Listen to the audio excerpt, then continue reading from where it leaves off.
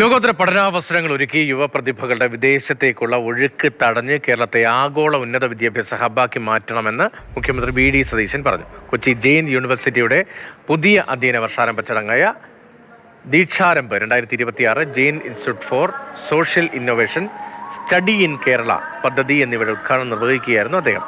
കേരളത്തെ ആഗോള വിജ്ഞാന കേന്ദ്രമാക്കി മാറ്റാൻ ജെയിൻ യൂണിവേഴ്സിറ്റി സർക്കാരിന് പിന്തുണ നൽകും.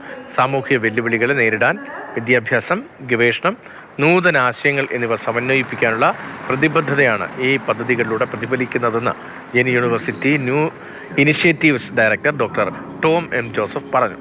ജെയിൻ യൂണിവേഴ്സിറ്റി സ്ഥാപക ചെയർമാനും ചാൻസലറുമായ doctor Chenraj Roychand, advisor doctor Eswaran Iyer, future Kerala mission chairman professor Venu Rajamani, vice chancellor doctor J Latha, ജില്ലാ കളക്ടർ ജി പ്രിയങ്ക എന്നിവർ സംസാരിച്ചു.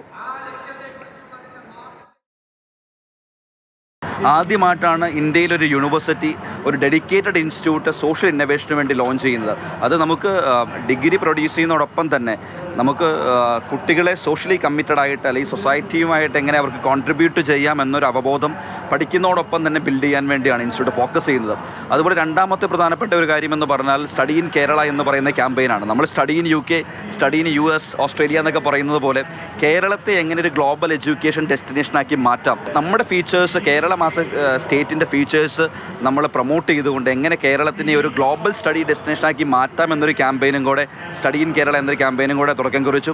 അതുപോലെ ദീക്ഷാരംഭ്, നമ്മുടെ പുതിയ അക്കാഡമിക് ഇയർ ഏകദേശം 2000-ഓളം കുട്ടികളാണ് ഈ വർഷം 2026 നമ്മളോട് ജോയിൻ ചെയ്തിരിക്കുന്നത്. ഇത് വലിയൊരു തുടക്കമാണ്. കേരളത്തിലെ ഒരു യൂണിവേഴ്സിറ്റിക്ക് കിട്ടാവുന്ന ഏറ്റവും വലിയ ഒരു സ്വീകാര്യതയാണ് ജെയിന് കിട്ടിയിരിക്കുന്നത്.